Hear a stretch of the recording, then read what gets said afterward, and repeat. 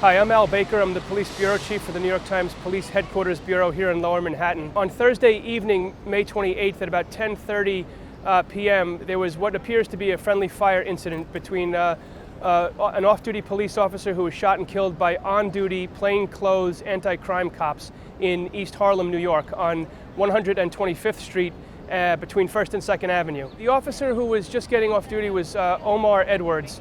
He's a 25-year-old man. He lives in Brooklyn. He's been a cop for about 2 years.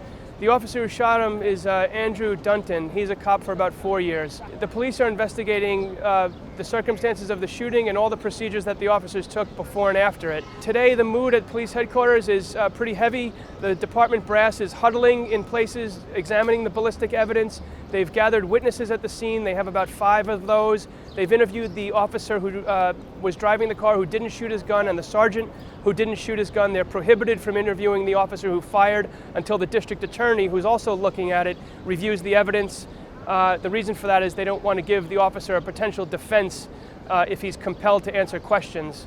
Today, we've learned that the officer was a member of the football team, police football team, which is preparing for a game on Sunday against the fire department.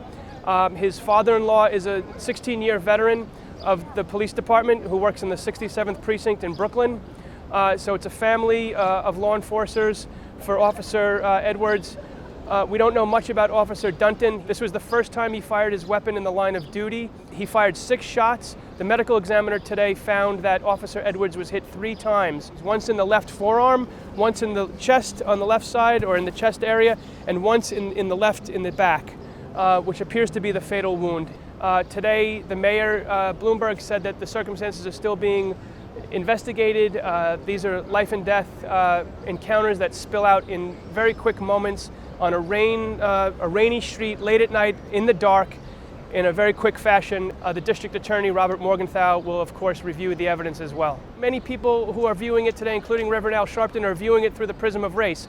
So it raises issues of training, of communication, of race relations, of the pressures that police face. Today, May 29th, we have reporters blanketing the story and trying to piece together every element of this story.